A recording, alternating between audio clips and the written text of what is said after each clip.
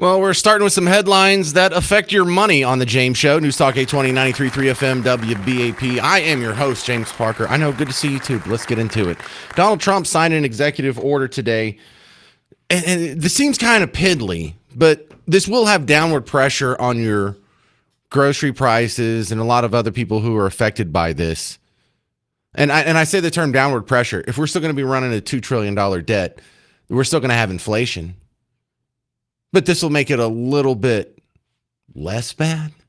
Anyway, let's jump right into it. The focus of today's deregulation executive order was aimed at refrigerant, okay?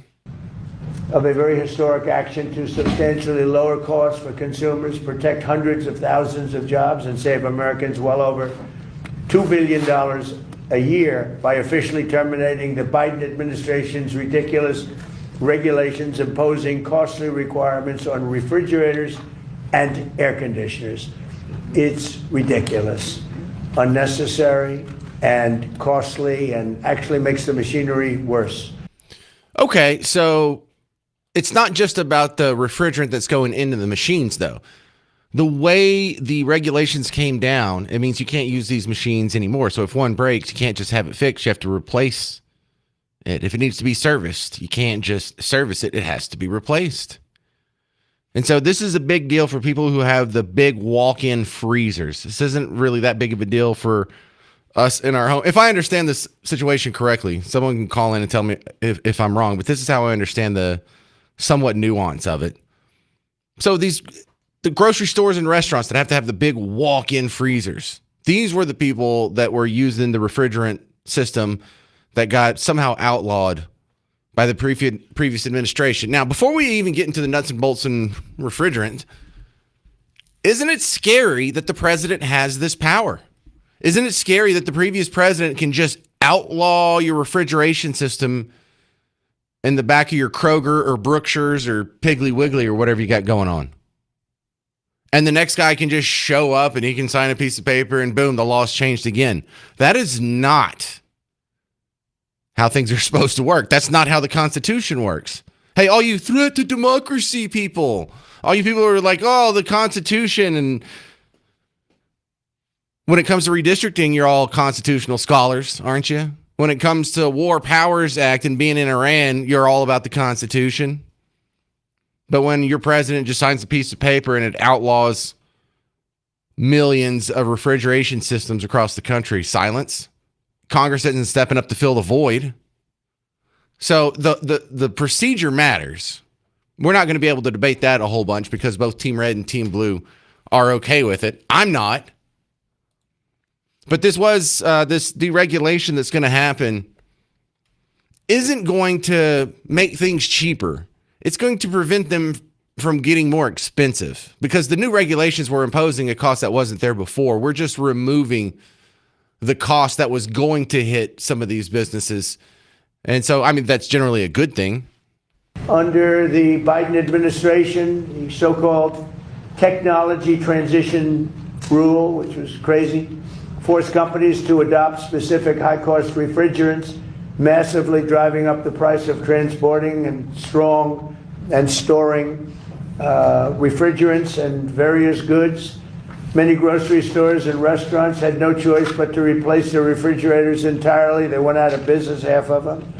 And these costs rose. Americans faced higher grocery prices and reduced access to critical medical supplies. It was a very catastrophic thing that they did.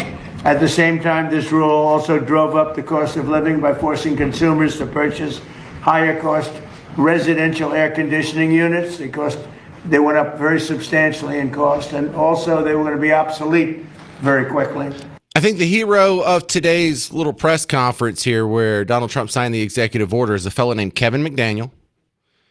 He runs a few Piggly Wigglies in North Florida, Alabama, and Georgia. He sounds like a cartoon character. This sounds like a character in a Saturday Night Live skit. But don't be mistaken by the accent. Everything he says here is the gospel truth. This is the best explanation I heard out of the whole event. My name's Kevin McDaniel. We operate 14 Piggly Wiggly stores in North Florida, Alabama, and Georgia. On behalf of NGA, the Piggly Wiggly family, which has about 250 stores in the Southeast. We want to thank President Trump for rolling this terrible Biden legislation back, because without it, there would have been a lot of independents out of business. And what people don't realize is it's just not a refrigerant change. It was a equipment change. And those equipment per store, you take a store, our stores run from 25 to 50,000 square feet. You could look for $800,000 to $1.5 million per store to do a change out. That would have And the new equipment would not be as good as the old equipment. No, absolutely not. It would be inferior equipment because you weren't able to use a refrigerant. It was thrown together too fast. The technology's not there yet. It's just way too fast. That's the problem. Good idea, but it's terrible. So you would have had all these independents go out of business. You'd had independents out of business, and you would have seen grocery prices soar. That's what would have happened if this would have went through. President Trump, thank you very much on behalf of every independent in the United States. We cannot thank you enough for what you've done for us. Thank you so much. All right, so let's have an economics discussion real quick, because they're right, but this doesn't just apply to refrigerants. This applies to every regulation. Every regulation makes your costs go up or stay the same. If it made them cheaper, the businesses would already be doing them. But at worst, a regulation is cost neutral. The bad news is, if it's going to have any effect on the price, it's going to be up. Most of them make your costs go up. And here's another little dirty secret. Small businesses hate regulation. Big businesses love regulation. The big corporations love regulation. It creates a barrier to new entrepreneurs who want to get into the game. Some guys who get a little bit of money behind them, they think, well, I can open my own little competing business over here. Well, every barrier you can put up to starting a business, every permit, every building code, every refrigerant code is a barrier of entry for people who would compete against the big guys. And for the brave souls who actually do try, if they dare to try and jump all these hurdles, it will strangle them slowly the more they can add on. So the lesson here isn't, oh, well, we should deregulate refrigerant. No, we should deregulate everything. It works for refrigerants, yes, but it will work for light bulbs and toilets and lawnmowers and those stupid new gas cans, with the breakaway spout when you're trying to mow your lawn this weekend. Deregulate everything. The thing that you should be concerned about is that the last two presidents had control over this just at a whim, just at a dictate. And in some ways, I'm not saying this to be hyperbolic. I'm just saying this is pure definition of the words here. We're living in a half dictatorship. And we're going to talk about that next with SMU political science professor Matthew Wilson. I'm going to ask him, doesn't this count? You're a political science professor. Doesn't this count as at least a semi-dictatorship? I'm James Parker. It's News Talk 820, 93.3 FM, WBAP.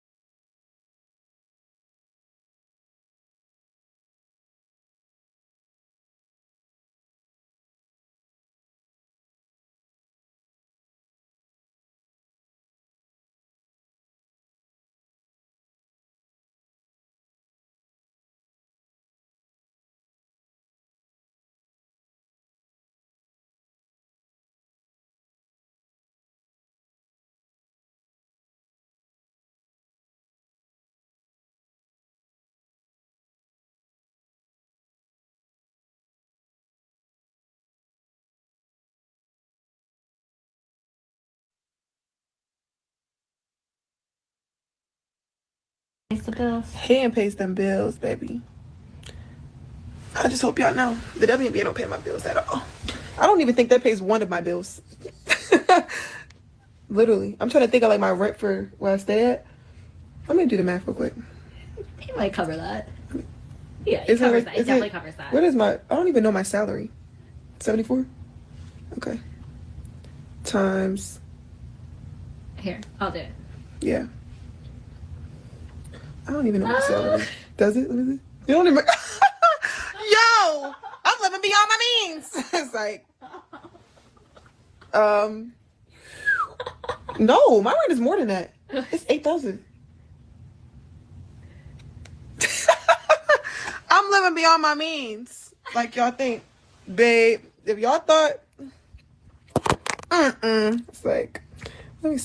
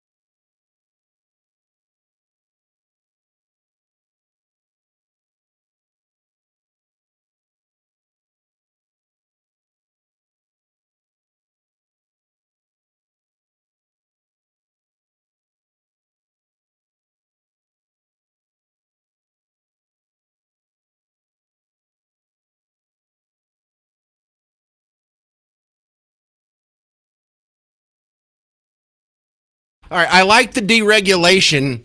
I just don't like the fact that it happens at a executive fiat. I'm James Parker, News Talk 820, 93.3 FM, WBAP. Your home for Markley, Van Camp, and Robbins.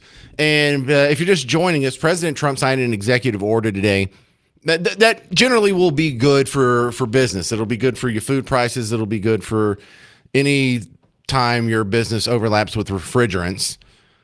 But the fact that the previous president can change the law with the stroke of a pen, and this guy can undo that law change with the stroke of a pen, is definitely not what the founding fathers intended. So how did we end up here? Let's ask SMU political science professor Matthew Wilson coming back on the James Show. Welcome back, Matthew. So by my definition, I'm the layman here. You can correct me. It sounds like we now live in a democratic dictatorship. That's what I perceive our form of governance. Am I wrong?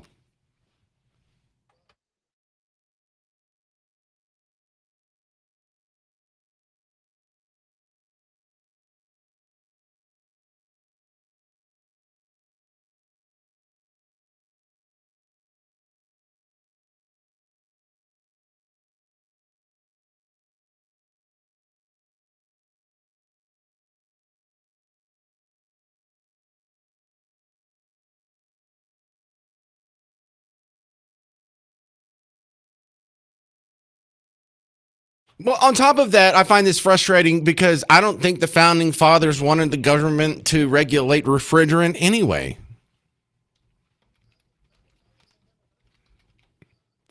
Fair point.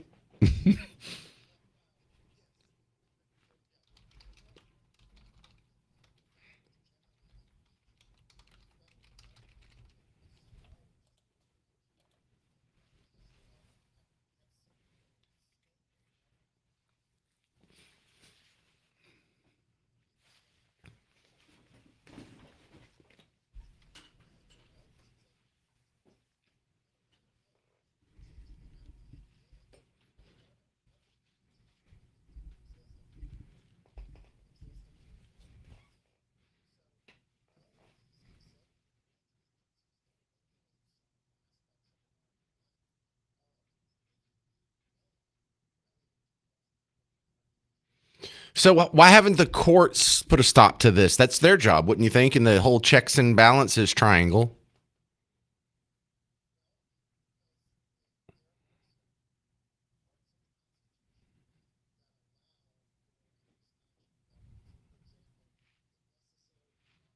Boo.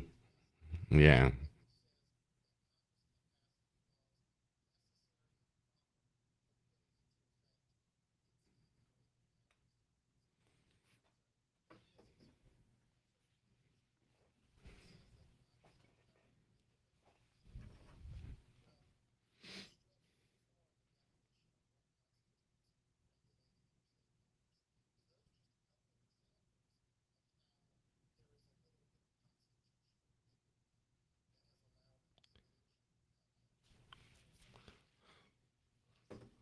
Yeah.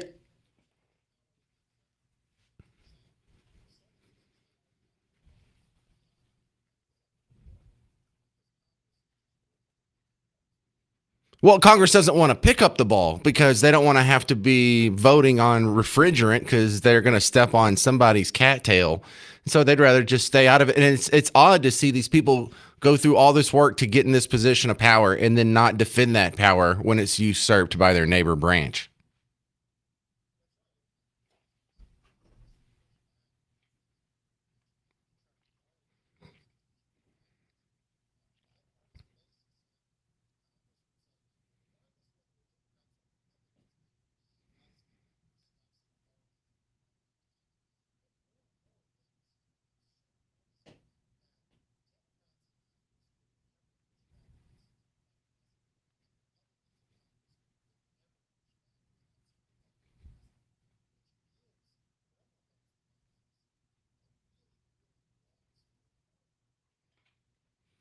So, Dr. Matthew Wilson, are we just going to keep descending into more and more power being concentrated into the president? Because I see no one has the appetite to reverse this. And with some exceptions, they'll push back on the tariff issue, like, hey, you can't just control the tariffs with a stroke of a pen. Are we going to see more of that, or are we going to see more power concentration?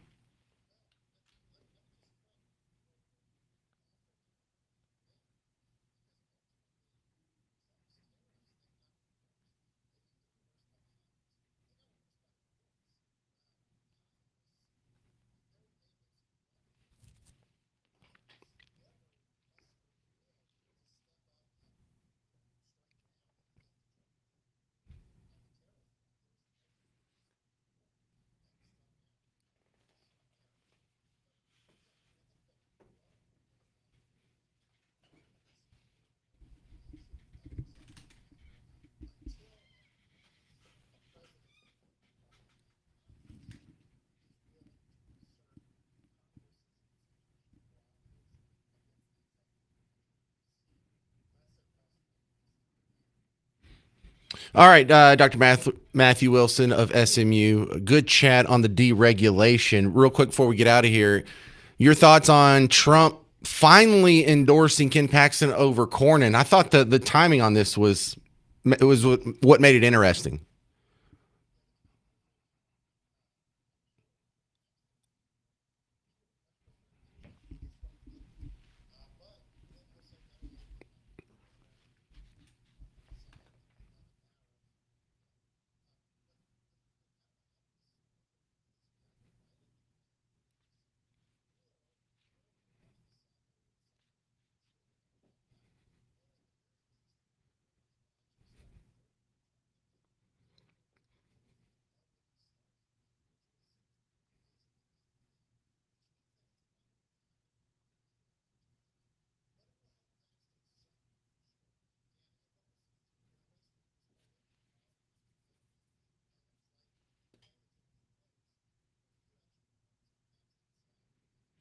Well, I get the feeling that Trump was trying to squeeze something out of Cornyn in exchange for the endorsement, and he didn't get it, and then that's why we had to wait until after early voting had started here. Is that your kind of spidey sense as well?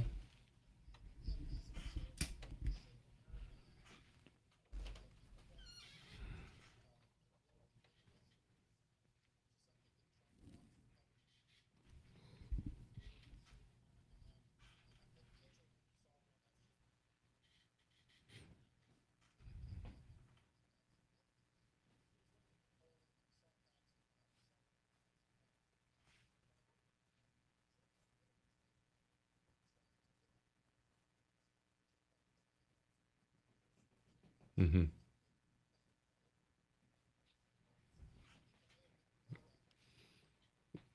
All right, Dr. Matthew Wilson, SMU. Appreciate it, sir.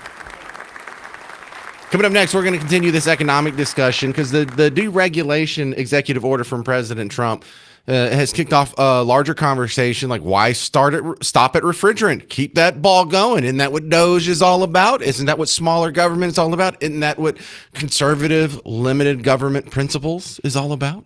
800-288-9227. I'm James Parker on News Talk 820, 93.3 FM, WBAP.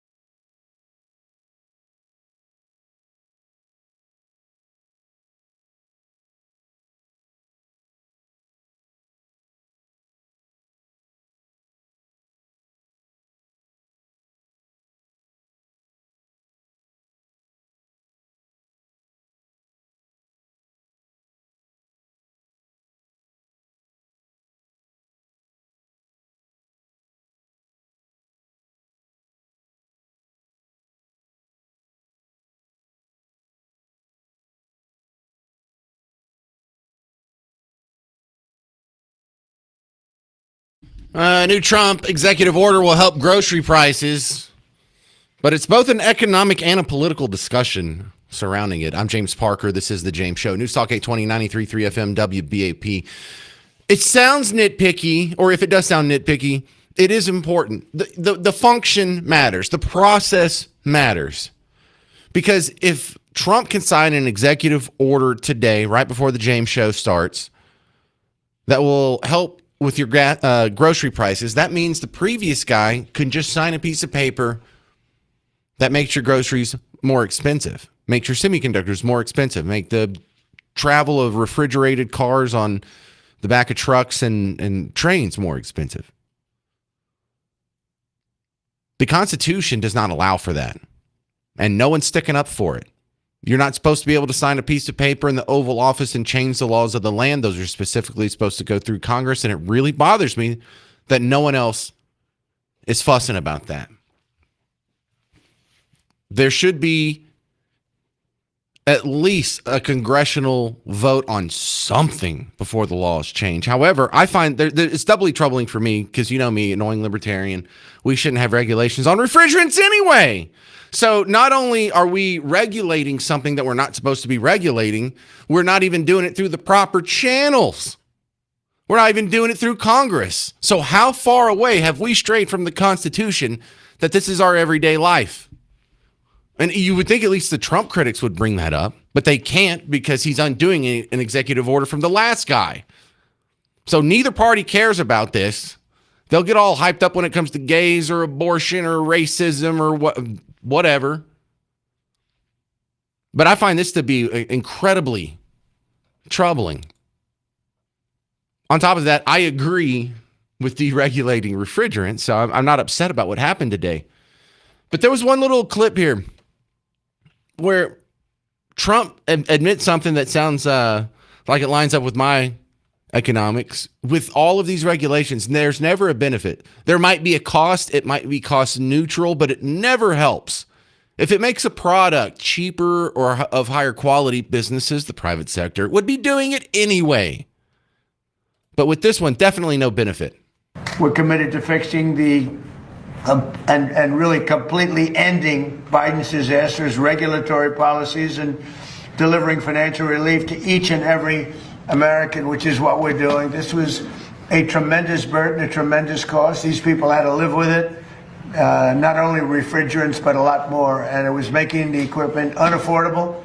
And the actual benefit was nothing. It just made it worse. It made life worse, and it made it worse, and it drove up costs tremendously. You know, I'm not saying he's wrong there. He's mechanically speaking, he's right. But this is another flaw with the idea that we were regulating it to begin with. Let's say the founding fathers were a bunch of thoughtless hacks and we should be regulating it. We should be regulating the refrigerant that is in the cooling system at the back of a grocery store from DC, not from Austin, not from the county seat, from DC. We have to have one size fits all solution for the entire country. Let's say it actually goes through the proper channels and goes through Congress. The hell does the people in Congress know about refrigerant? What does Jasmine Crockett know about refrigerant? What does Hank Johnson know about the nuances between the different industrial refrigerant options for cooling systems? How does this guy get to vote on, or he should be voting on it? And if you take Congress out of it and you just put it all in the head of one dude, the president can just control all of these regulations for all these industries. Is he really an expert? Is it even possible for one human being to be an expert in all of these the different industries? Healthcare, finance, education, industrial refrigerants. So even if you take the smartest guy in the world, impossible job. But what's in Congress?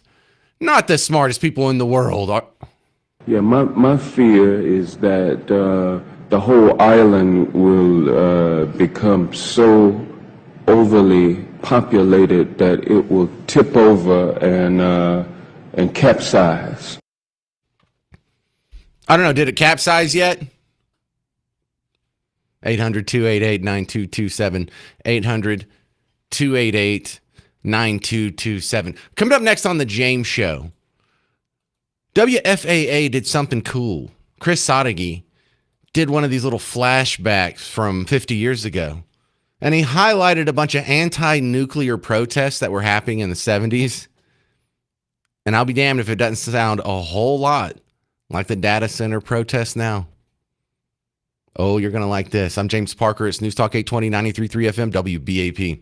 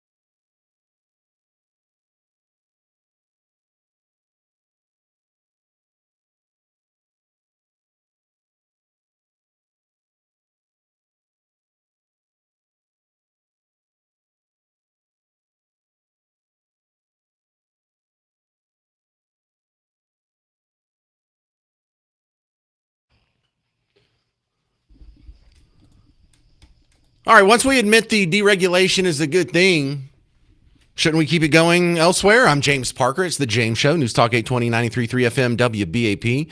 And this isn't a discussion now about refrigerant. This isn't a discussion about the logistics of grocery stores and the grocery store chains that supply you and your family with dinner. This is an economics discussion. Now, economics, when overlaps with politics, kind of mutates a little bit and turns into something ugly it's not supposed to. And listen, I don't want to call this guy out. I don't even know who this was. But when Donald Trump was signing the executive order undoing some new Biden regulation on refrigerant, outlawing old hydrofluorocarbons, or I don't even know what I'm talking about when it gets into the chemistry of it. But in the phalanx of people behind him, he said, Senator, would you like to say something? And some guy I don't recognize. I don't even focus on the content of what he says as much as the terms he uses. When people talk about working families, yes, we did this regulation this deregulation to help working families. No, you didn't. Does this not apply to you if you're unemployed? You know, what if you're not working? What if you're a child and you're not working? What if you're retired and you're not working? What if you're not in a family? What if you're divorced? What if you're never married? So no, this isn't for working families. This is for everybody. You're just throwing in these weird political phrases. And I don't know where this comes from. Did they all take some sort of class on how to speak political BS? Because no one outside of DC or the political arena talks like that. Yes, we signed some legislation to help working families. Bernie Sanders, AOC, says that all the time. This is for working families. What about the ones that aren't working? They don't get handouts? It's just a weird thing to say. It's just a weird twisting of the language, and it makes me suspicious of anyone who's saying it. Again, I don't know his name. The point isn't to know his name or to call him out. It's look at the weird speech patterns that happen. Mr. President, I'd like to thank you for this because this hits our goal of trying to keep prices low for working families in America. See right there, prices low for working families in America. Okay, so if you're divorced and the prices are still going to go up? It's just extra words that get thrown in there to sort of give it the veneer of professional or political sounding jargon without actually having any content in there. Anyway, I don't want to play the whole thing because I got a couple other things to get into here. But you know who else made me just think? Chris Sadeghi over at WFAA, our news partner, WFAA here in town, the TV station. He did this old segment remembering the nuclear power protest in the 70s, you know, the hype about this plant that was going to be built south of town. And I was just thinking how much this sounds like the message for data center critics today. Look, I'm not saying you shouldn't be concerned about data centers for their power usage or their water usage or whatnot.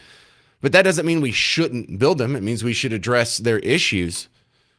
But for all of the scaremongering that was going on 50 years ago about power plants, how many of them came to be true? Oh, it's going to contaminate the water supply. Oh, it's going to radiate the wildlife around it. You're going to have a bunch of two-headed deer mutating, running across I-35 over by Carl's Corner. None of it happened. None of the scaremongering came to be true. There wasn't contamination. There hasn't been nuclear accidents. There hasn't been nuclear attacks. There hasn't been nuclear arms that are striking us. We haven't had to duck and cover. It was all false. If this siren ever signals a real nuclear attack, the very word struck fear. Nuclear. Civil defense officials hopefully will have 1 hour in which to direct the public to shelter. Some had a plan. Would you know where to go for shelter? Yes. Where would you go? I'd go down in the basement at City Hall. Others had a prayer. Right now, would you know where to go for shelter? You bet. Where would you go? Heaven. But in Glen Rose, Texas, they had a plant. This is a drawing of a nuclear plant planned for construction near Glen Rose, southwest of Fort Worth. This is likely to be the first such facility to go into use in Texas. Early 1970s stories archived in SMU's Jones Film Library captured a timeless debate over the Comanche Peak nuclear power plant. Progress versus risk. One reason nuclear energy has not been put to widespread use already is the fear some people have had that it's dangerous. A big debate across the state, but in this small town... And while the debate rages in Dallas, Glen Rose is serene. The attitude today is that the power plant is inevitable. A calm, folksy trust. I don't think it's near as dangerous getting out on the freeway these days. I mean, I realize that there can be accidents with anything. There'll be several years of construction. In fact, it'll be 1980 before any electricity comes from here. As it turned out, Comanche Peak Nuclear Power Plant wasn't commissioned until 1990, and still produces millions of kilowatt hours a year. But on their website, an emergency information plan on what they say is the unlikely event that the fears of the 70s come true. In Glen Rose, I'm Chris Soddy. No, that's a great report. You know, I don't remember that. I was born in the late 70s, so I don't remember anything in the 70s. But when you go back and look, there were a whole bunch of no more nuke protests back then.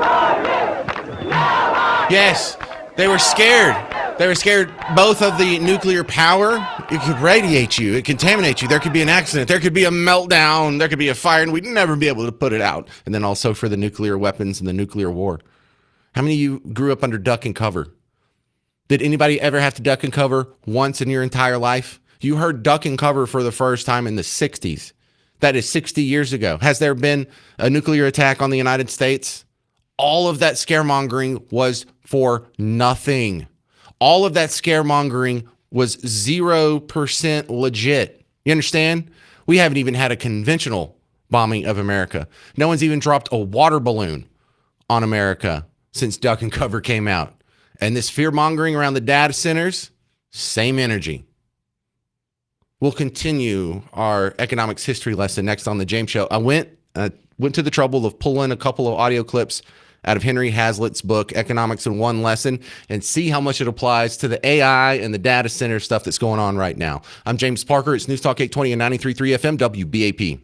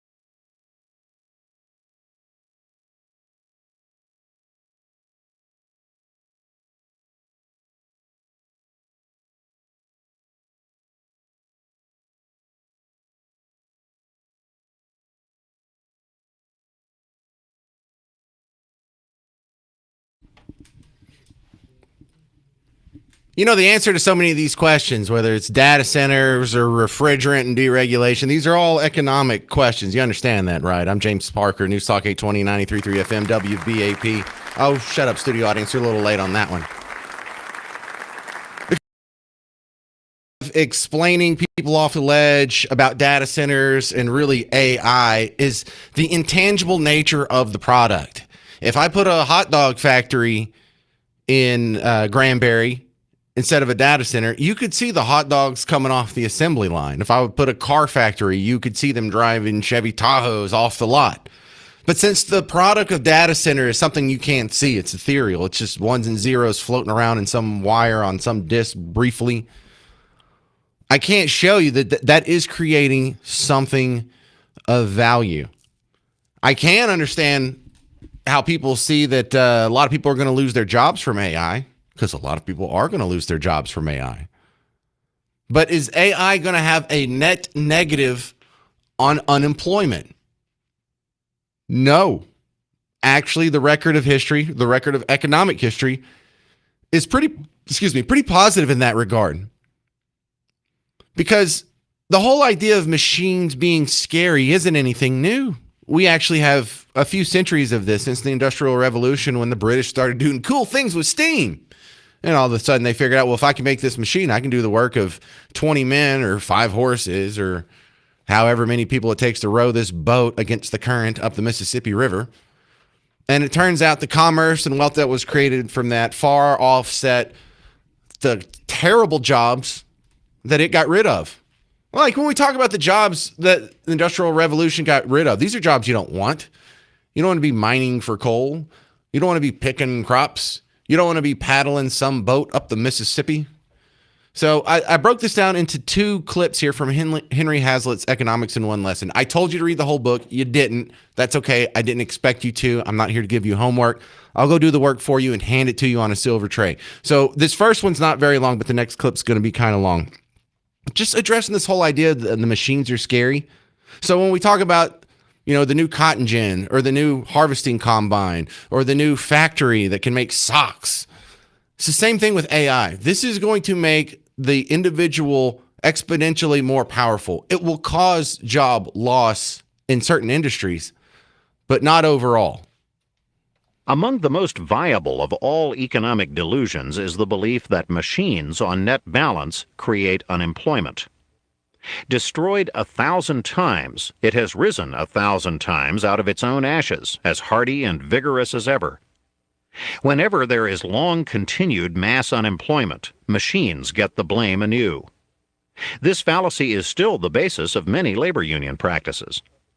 The belief that machines cause unemployment, when held with any logical consistency, leads to preposterous conclusions.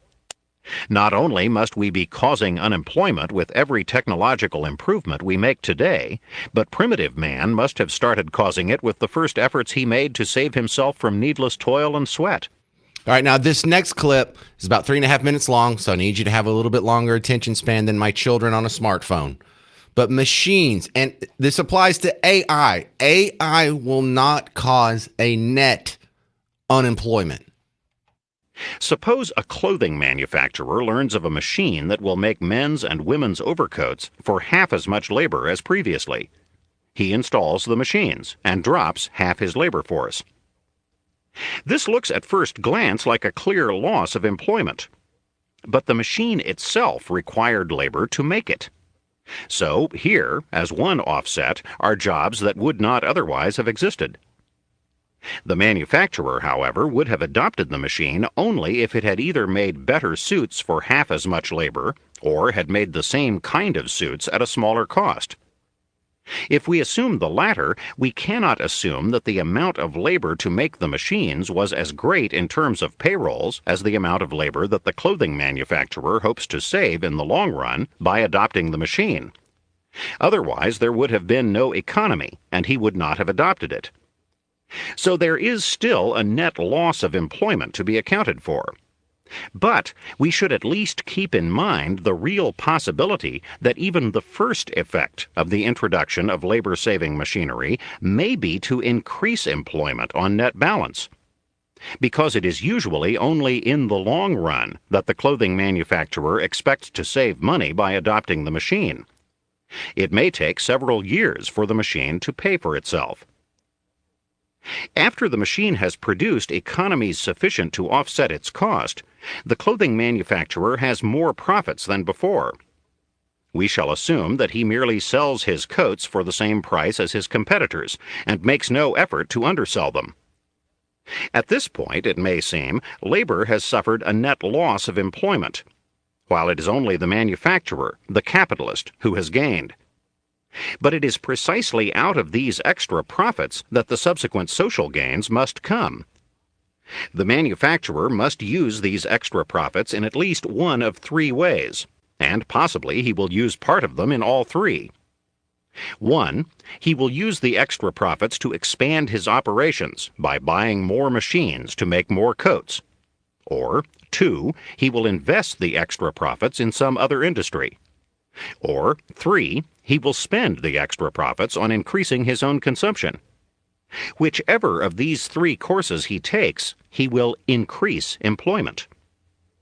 In other words, the manufacturer, as a result of his economies, has profits that he did not have before. Every dollar of the amount he has saved in direct wages to former coat makers, he now has to pay out in indirect wages to the makers of the new machine, or to the workers in another capital-using industry, or to the makers of a new house or car for himself, or for jewelry and furs for his wife.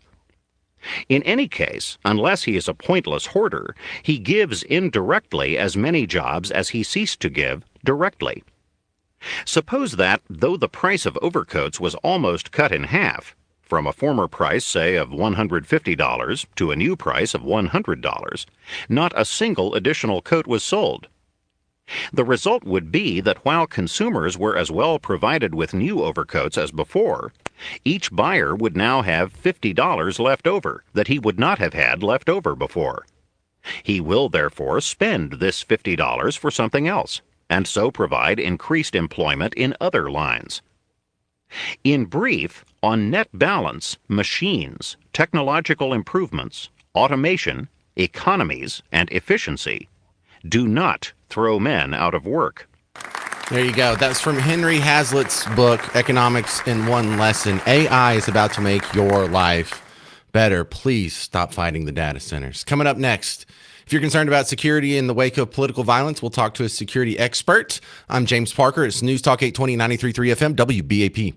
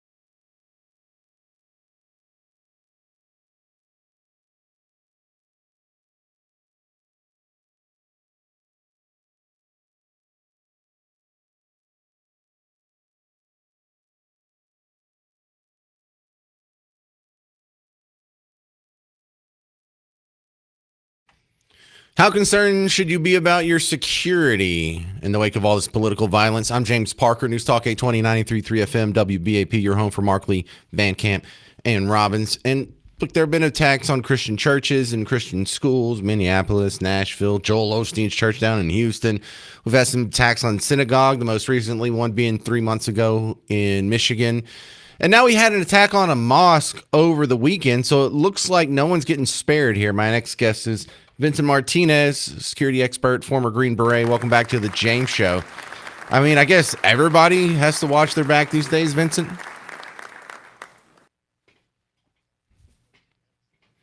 Well, at least no one's going after the atheist yet. They seem to be escaping any kind of... Anyway. Well, I think, a lot of people are saying we've got to do more to be secure around here. From what I understand, the mosque did a pretty good job of its security. The synagogue in Michigan had a pretty good security protocol that seemed to work. Joel Osteen's church had a security protocol that seemed to work. So I think at least churches are getting the message.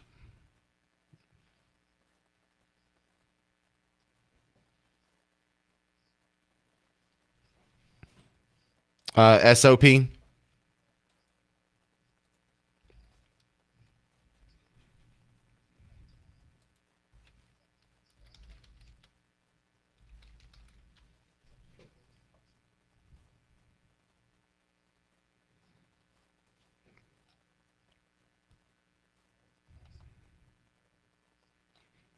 So do we need a SOP if you have just like a grocery store, or you have like a clothing store in the mall, or a small business, or your dad runs an oil change garage? I mean, at what point do you need it?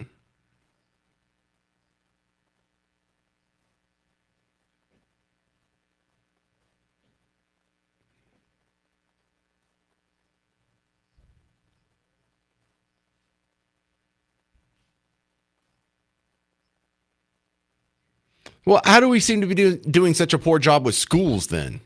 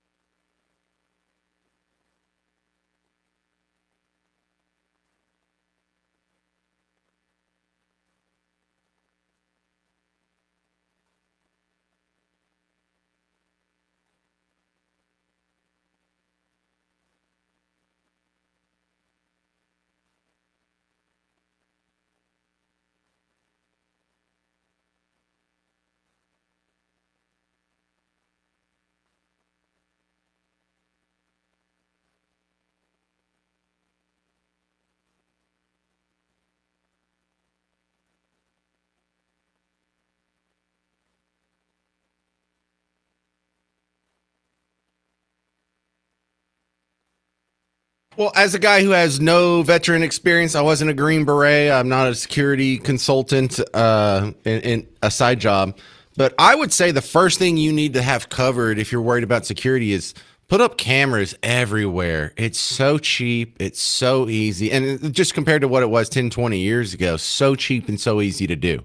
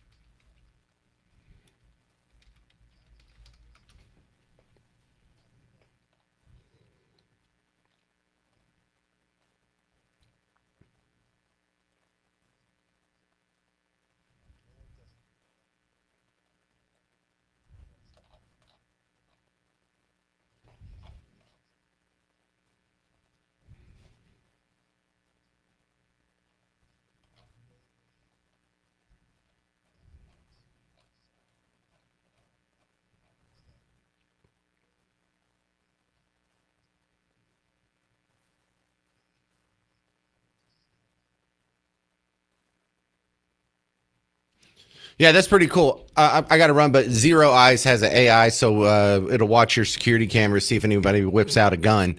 That's got to be pretty cool. I bet you we're going to hear stories about mass shootings that are being prevented by stuff like that pretty soon. Thank you very much, Vincent Martinez. Appreciate your expertise, and thank you for your service. You can find more of him. Is this your website, zeroeyes.com? All right, good stuff. All right, coming up next on the James Show, we're going to continue the top headlines of the day because I'm not done with this economic discussion here. Trump deregulated refrigerants. We have some other things going on with AI and data centers, and I think these are all connected. We'll continue that conversation next on the James Show. News Talk 820, 93.3 FM, WBAP.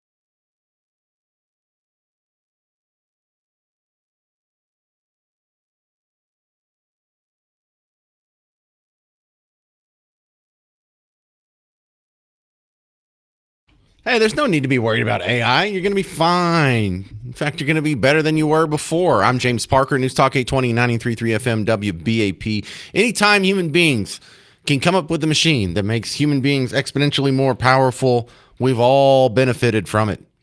Now, a lot of people like to focus on the poor bastard that used to make wagon wheels. And yes, he's out of a job. But isn't your life better now that you don't have any machines that use wagon wheels? You know how much your life would suck if you had to use a wagon wheel.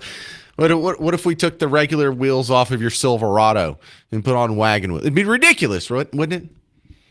So I think a lot of this stuff about AI coming up is understandable because when I read through history, this happens over and over and over. There's a bunch of stories about how in the Industrial Revolution, there were riots in the streets of London because there was a new machine that makes socks. And so all the people that make socks were now out of business. And then there's a new machine that makes shirts. So now everyone that makes shirts is out of business. And so there have been riots about this before. So it's not new.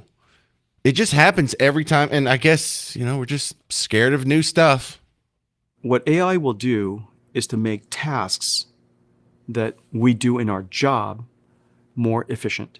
Our job is not to wrangle a spreadsheet. Our job is not to type into a keyboard. Our job is generally more meaningful than that. I'm fairly confident that AI will drive productivity, revenue growth, and therefore more hiring. There's a belief that the world's GDP is somehow limited at $100 trillion.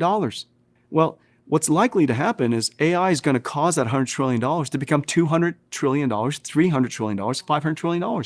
There's no fundamental limit to the size of a GDP. And the number of people in the world that is participating in this GDP, in the $100 trillion GDP, is actually quite small. And so what if we brought the rest of the world, the rest of society, the rest of the world's population, empower them with AI, give them the opportunity to participate in the GDP, and cause this GDP to quintuple? I think that's a very likely outcome. And it's very likely that companies will become more prosperous. But it's for certain. This is for certain. Everybody's jobs will change as a result of AI. Some jobs will disappear. Obviously, every single industrial revolution, some jobs are just gone, but a whole bunch of new jobs are created. Everybody will have to use AI because if you don't use AI, you're going to lose your job to somebody who does. 20 years ago, there were 0 Uber drivers. There were 0 DoorDash. There were 0 people in any of the gig economy apps. Don't worry. Old jobs will go away. New jobs will replace them. We will all be more prosperous in the meantime. Cynthia in Little Elm, you're next up on News Talk 820, 93.3 FM WBAP. Okay, James, there's no dark side to the wheels being replaced on the cars, right? Going from a wagon wheel to a tire. There's no dark side of the socks being knit on a machine instead of by needles, by an old lady sitting in a chair. But I think right now people are aware that AI has a big possibility of having a very dark side on the effect of families and society.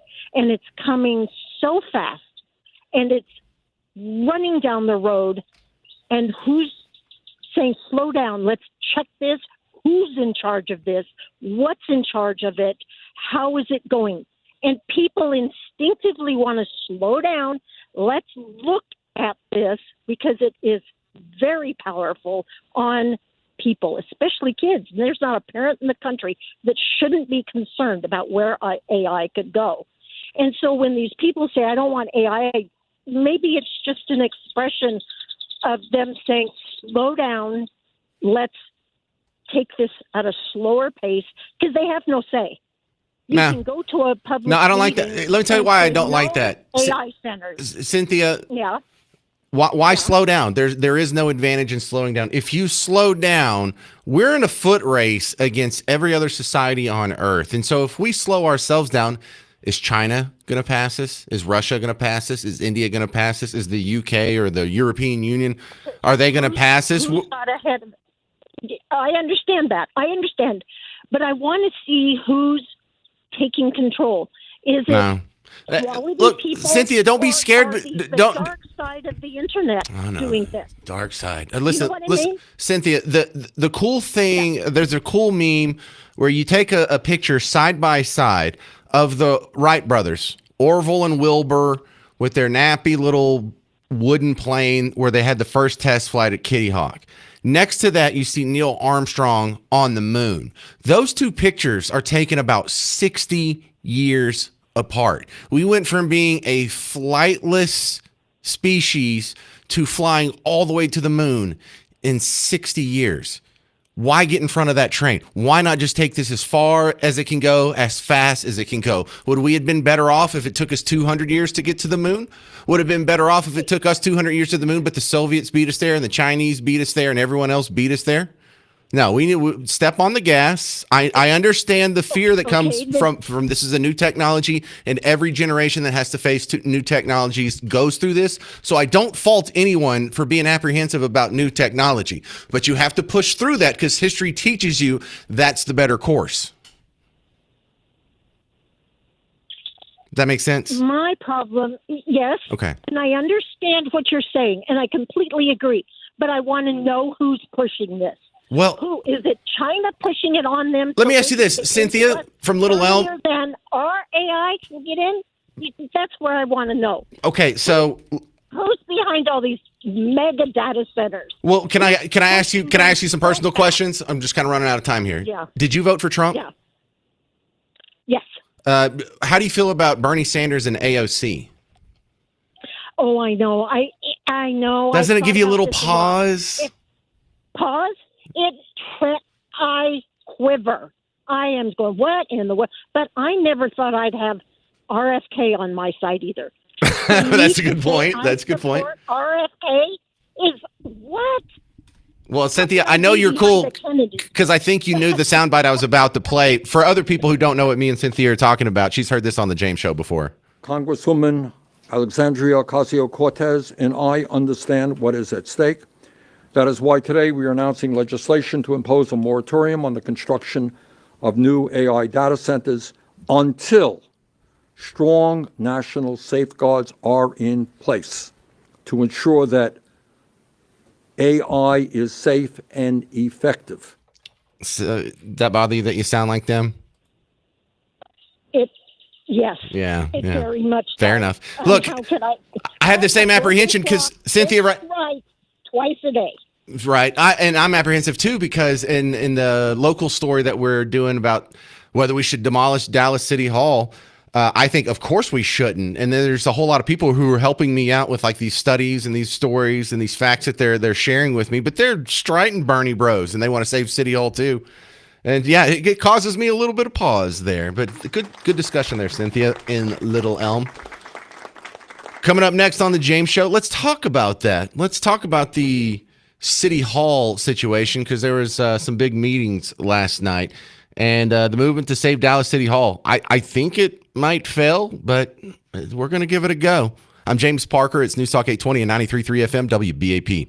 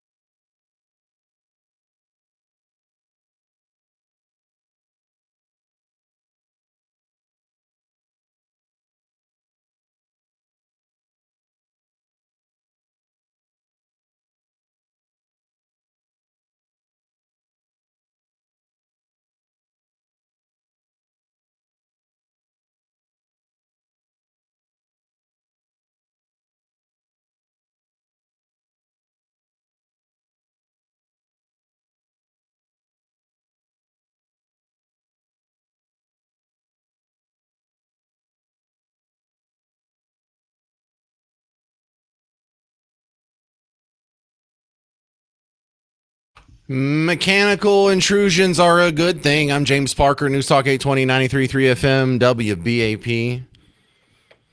I don't know who has to teach you to be scared of new technology or if it's just an instinct. Because I will admit that every time the new technology rolls out, people gripe about it. And it's in the history books. I was talking about like in the 1700s and 1800s when the Industrial Revolution was rolling out all these machines that were replacing all these laborers, and it was farm workers, and it was factory workers, and it was textile workers, and people who used to sit there and run a loom all day now have some mechanical loom that's making the blankets 20,000 times faster and cheaper and whatever. But even in your own lifetime, do you remember how everyone hated cell phones at the beginning? That's about the first big technological jump I remember. I remember walking down the mall in Bug Tussle, which is not much of a mall, but it's what we got. Shut up. And I remember the first time. Do you remember the first time you saw someone in public just walking down the hallway of the mall using a cell phone? What were people saying? What is he doing? He thinks he's so important. What are you talking about that's so important? You can't wait until you get home, or you can't wait till you get back to the office. You can't wait till you get back to a phone. You have to talk about it now. You're just doing that because it's really expensive and you want people to know how rich you are.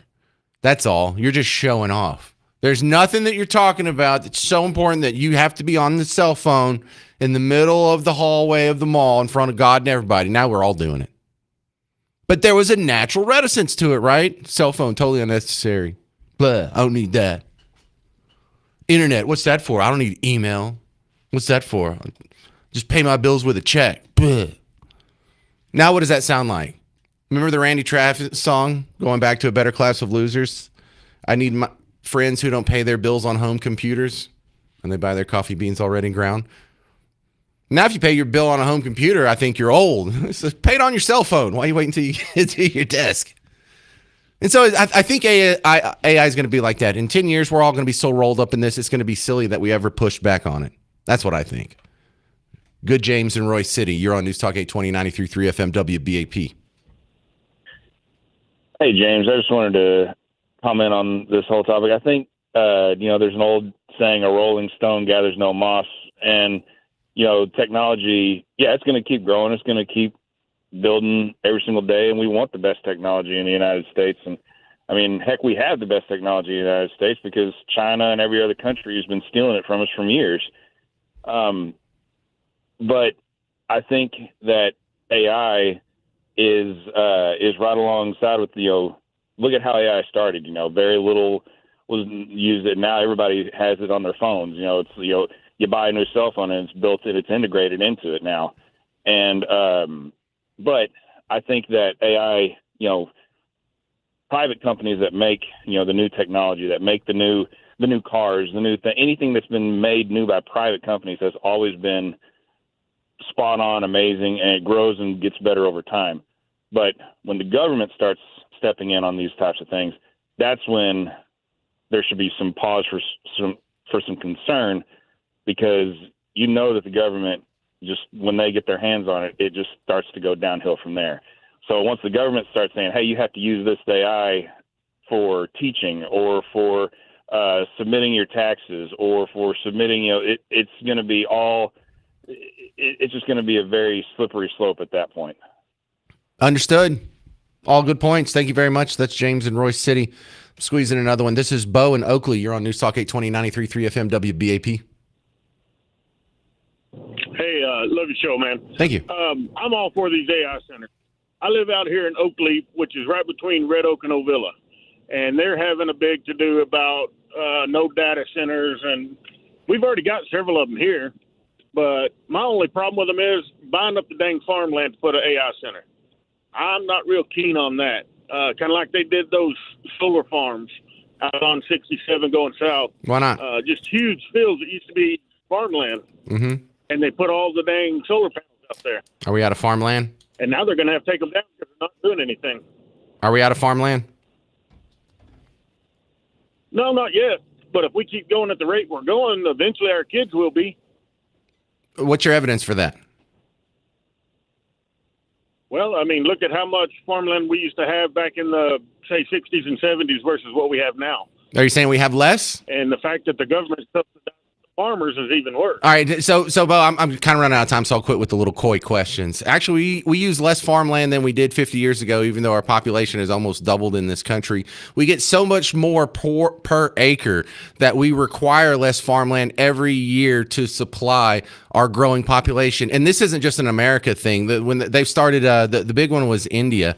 When they finally started using tractors and whatnot, and these higher methods and industrial strength fertilizer and modernizing, we've taken out giant swaths of farmland to feed the biggest population Earth has ever known. And I love that because, like the Earth Day and the environmentalists were all predicting that 100 million people will starve from famine by the year 2000 because we will outgrow our agricultural production capabilities. And here we are, fatter than ever. I'm James Parker. It's The James Show. News Talk 820 93.3 FM WBAP.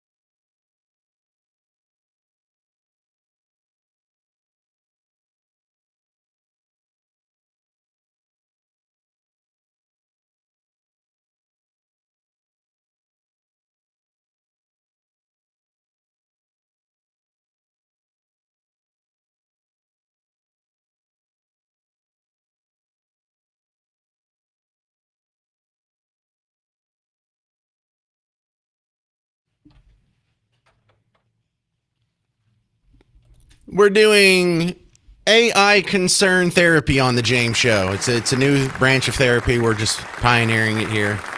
News Talk 820 93.3 FM WBAP. I am your host, James Parker. Not afraid of AI. Recognizing some patterns here that new technology usually gets some sort of social pushback. And it's not because we're idiots and it's not because we're scared of our own shadow. It's the most normal thing in the world. In fact, it's a pretty good preservation instinct. If you've been going the first 62 years of your life with no AI in it whatsoever, it's kind of hard to convince that person that AI is going to be an integral part of the world going forward, or it needs to be an integral part of the world going forward, because they have 62 years of evidence that it doesn't need to be the next big thing. So I get it. But let's not use that very understandable and common human instinct, because throughout history it's been proven wrong over and over and over. You were wrong to be scared of the cotton gin. You were wrong to be scared of the steam engine and the steamboat. You were wrong to be scared of the car, the self-propelled vehicles. Like, I don't trust that, or runaway cars. I trust my old horse here. I know his name, can pat his butt when he gets in a funny mood. Can't do that with the car. Well, y'all are all wrong. You were all wrong about computers. You're all wrong about personal computers. You're all wrong about cell phones. You were all wrong about smartphones. You were all wrong about Uber. Are you just going to get in a car with a stranger that has absolutely no training or licensing or company behind? Just some dude pulls up in a Toyota Corolla and you jump in? And that's the most normal thing in the world, isn't it? AI is going to be the same way. Relax. It's cool. You're being very undude. And in North Richland Hills, you're on News Talk 820 93.3 FM WBAP. Hi. I don't know if it's like everybody's afraid of it.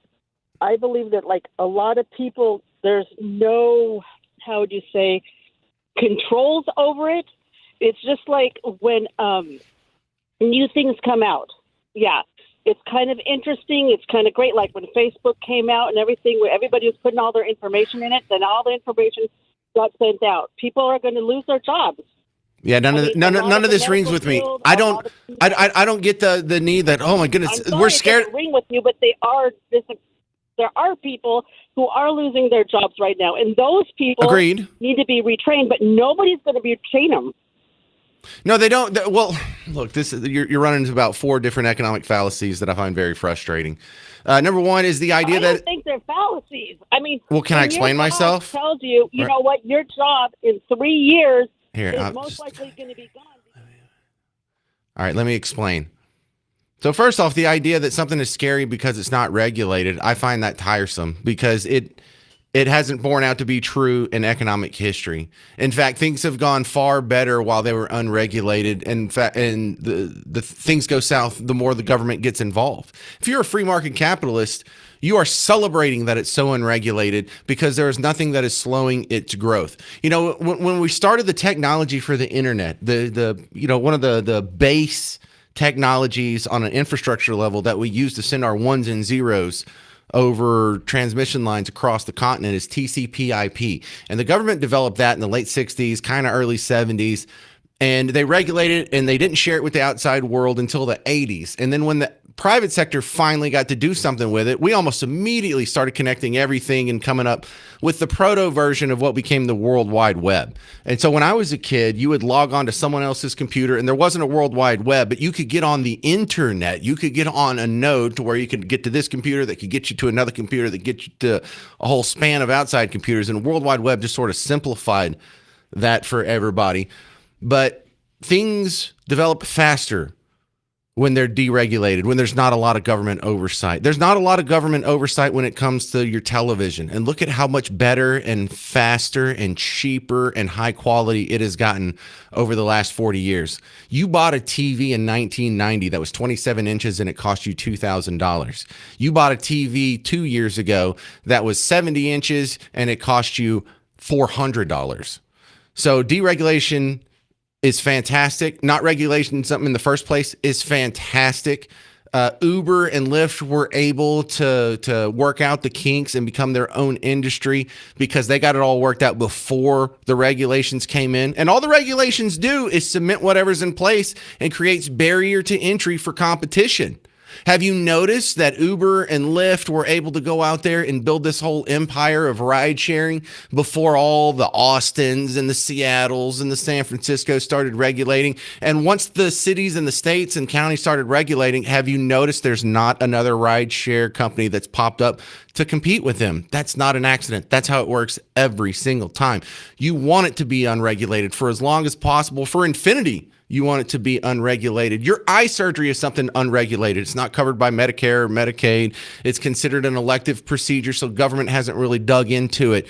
And it's gotten better, it's gotten cheaper, it's gotten faster, and the quality, everything's about it has gotten better. Same thing with most plastic surgeries. Since they're elective, they don't get as regulated as the life-saving stuff.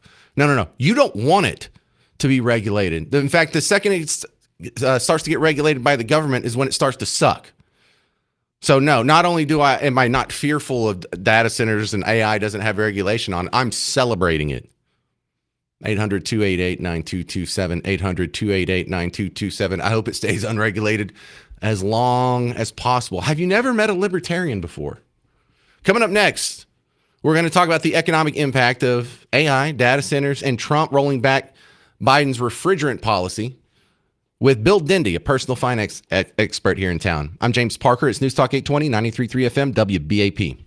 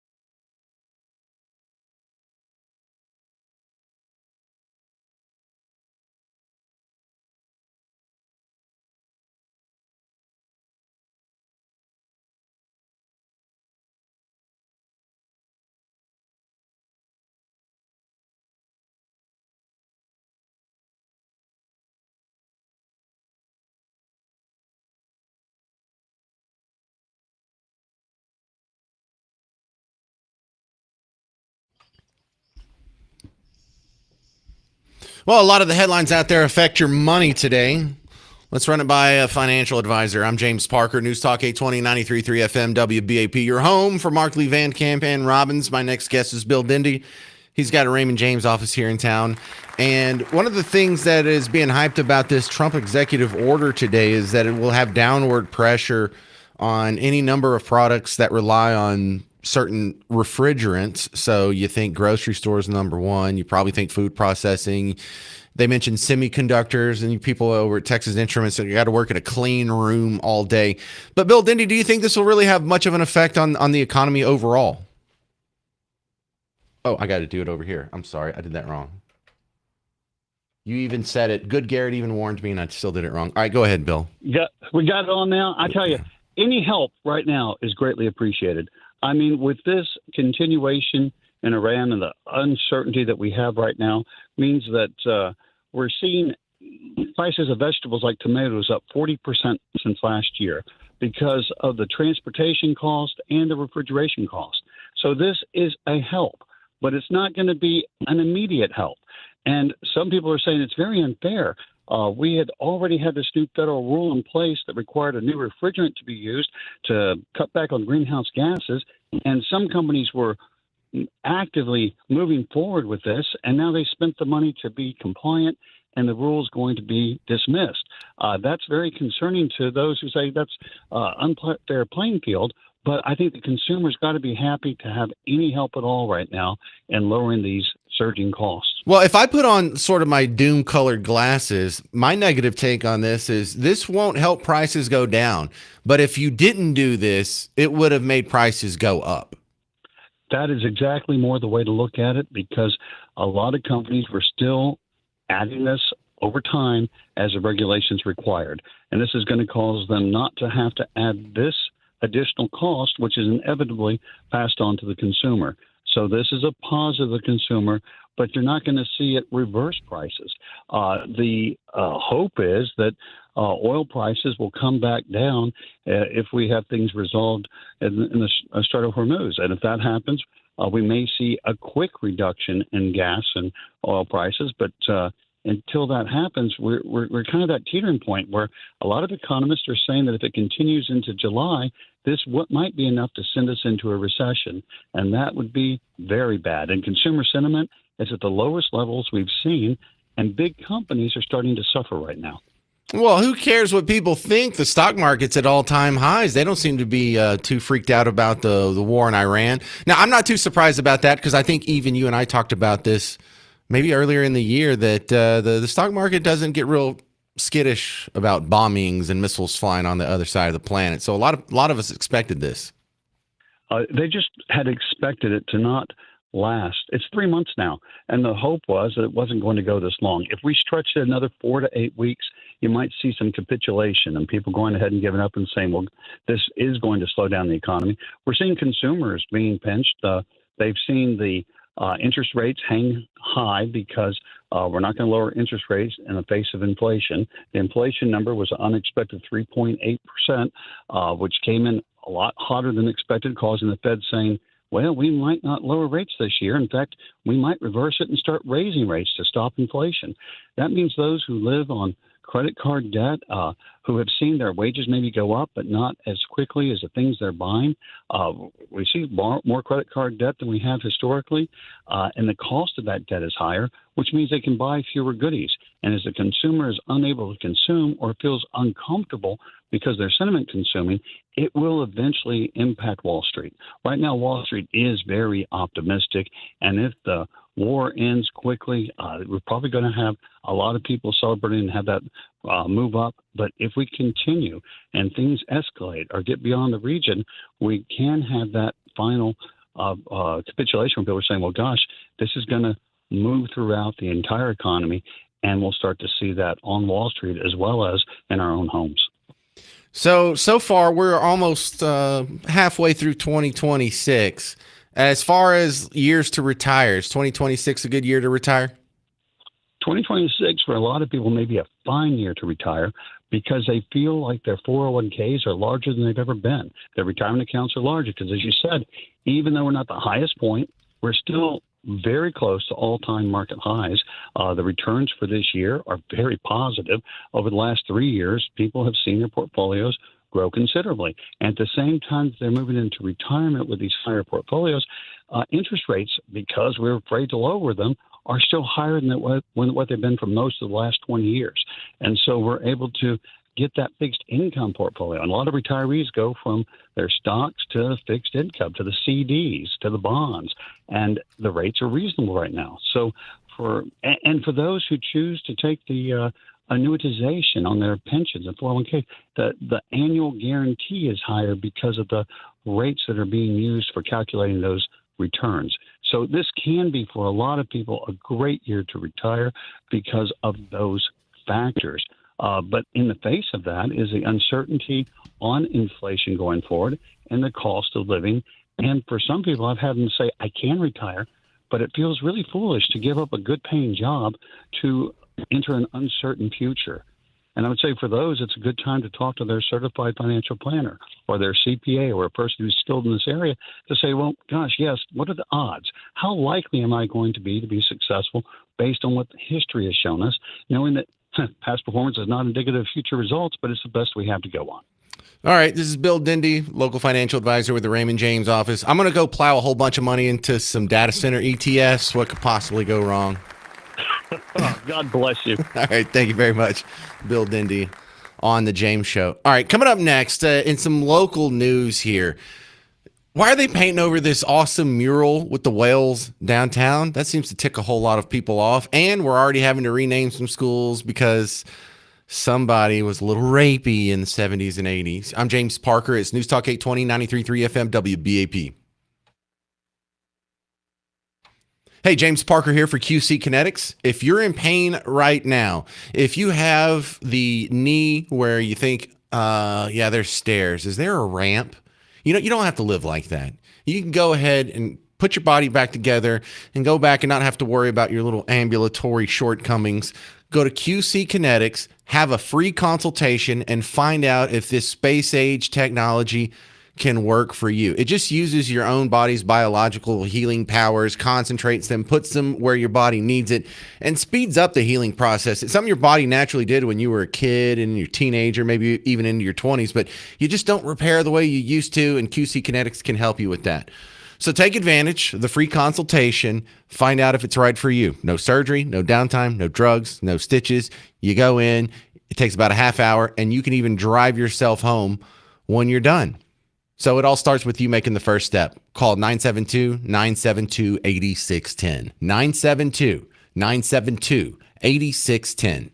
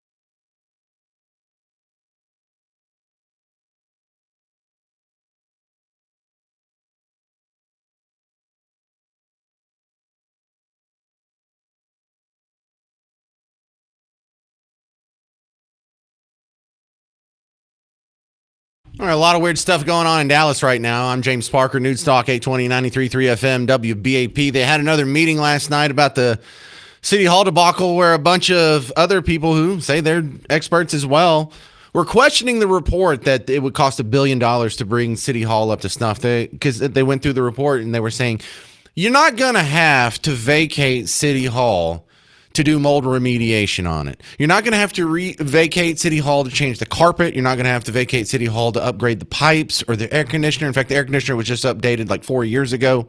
You're not going to have to vacate City Hall to put a new roof on City Hall. Well, like everybody on the dude on the second floor, how would he be affected if we're doing some roof work, if we're just re-slopping the roof up there? So I don't think we got anywhere with that, but some other people were making the case, and there is some people who are fighting against this silly idea that we need to destroy City Hall and build a new stadium in its place. I mean, we don't know what we're going to build in its place. It could be a stadium, just whatever happens to go there, jeepers. But then there's also the strange thing that happened downtown where they painted over the mural of the whales. You've probably seen this if you've driven anywhere near downtown Dallas. The big parking garage that's behind a Renaissance Tower, the tower that has the little Argyle X's up it. When did the whale thing pop up there? Because I remember when I came down here and I worked in college in 1997, there was a different painting there. And I think the whales came up around 2000, 2001 or so. But now they started painting over it, and the explanation we've gotten is, well, this is for the World Cup. And what? Why? I don't get it. New details about a brewing controversy in downtown Dallas where a beloved mural's been covered. Through a spokesman, the building's owners now say FIFA organizers asked about covering the whale mural back in March, and they were told the artist had already been notified. Now, the artist denies that claim, which is contributing to the public outrage. The North Texas FIFA Organizing Committee held a meeting today, and they were confronted by Katie Cusick and Joshua Hurston, the students leading a petition against the change. The seniors at Booker T. Washington High School are setting up a meeting to create more works of art in the city.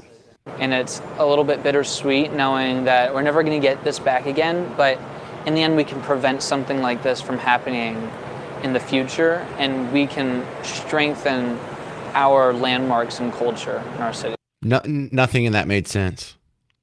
How would you prevent that from happening in the future?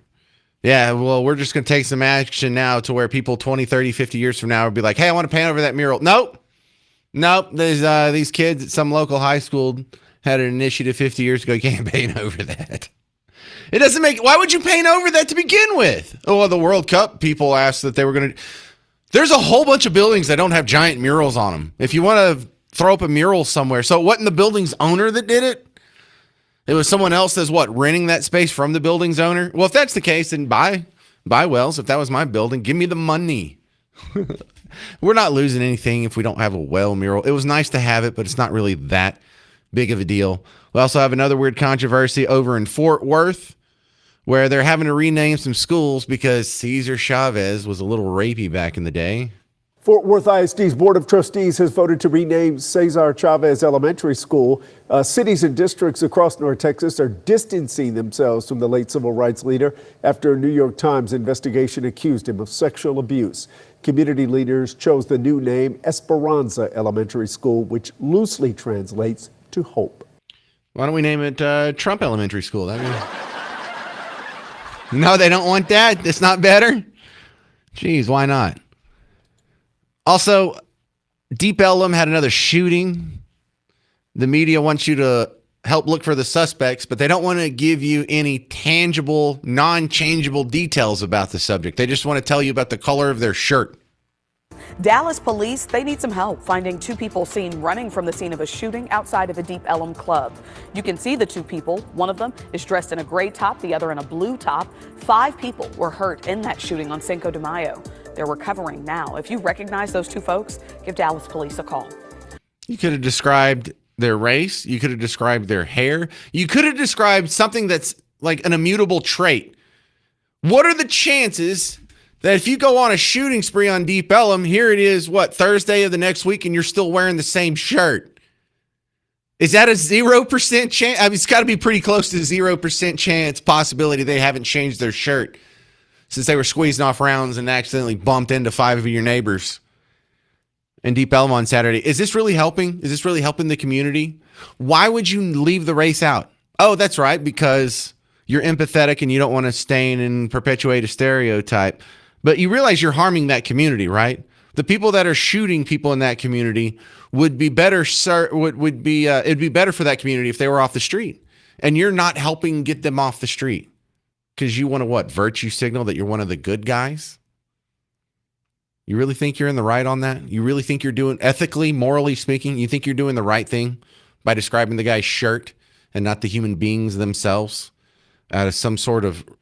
I mean, they package it as empathy, but I don't feel like that's empathy at all.